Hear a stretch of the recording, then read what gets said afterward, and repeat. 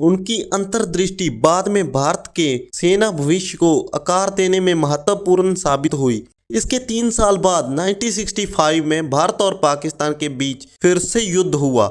इस बार सैम पूरी तरह से तैयार थे। पूर्वी कमान के जीओसी इन कमांडर के रूप में उन्होंने भारत की सीमाओं की रक्षा में महत्वपूर्ण भूमिका निभाई। युद्ध के दौरान उनके लीडरशिप ने उन्हें व्यापक मान्यता दिलाई, लेकिन सैम को पता था कि ये तो बस शुरुआत है, असली चुनौती तो अभी आनी बाकी है। इसके बाद सैम बहादुर युद्ध के लिए हमेशा रेडी रहते थे।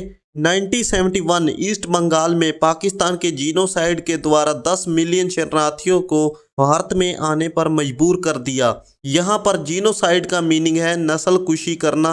ये सुनकर इंदिरा गांधी एक्शन लेना चाहती थी।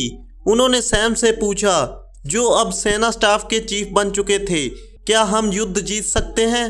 सैम का जवाब था, मुझे समय दो और हम युद्ध जीत जाएंगे। और उन्होंने जीत हासिल की, वो भी सिर्फ 13 दिनों में। सैम की ब्रिलियंट स्ट्रेटजी और भारतीय सैनिकों की बहादुरी के साथ ने पाकिस्तान को कुचल दिया। उस दिन 93,000 पाकिस्तानी सैनिकों ने सरेंडर किया। वर्ल्ड वार 2 के बाद सबसे बड़ा युद्ध यही था, जिसके बाद बांग्लादेश का जन्म हुआ और सैम मानेकशॉ एक लेजेंड बन गए।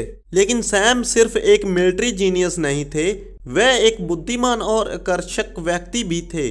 जब उससे पूछा गया कि क्या वह युद्ध के बाद पाकिस्तान को संभालेंगे, तो उन्होंने हंसते हुए कहा, मैं ऐसे देश को नहीं संभालना चाहता जो अपने जन्म से ही हार रहा है। सैम मानेकशॉ के सैनिक उन्हें बहुत पसंद करते थे, राजनेता उनकी रिस्पेक्ट करते थे और यहाँ तक कि उनके दुश्मन भी उनकी प्रशंसा करते थे। वह सैम बहादुर थे जो एक निडर लीडर और दिल से लीड करते थे। फिर लास्ट 1973 में सैम बहादुर भारत के पहले फील्ड मार्शल बने।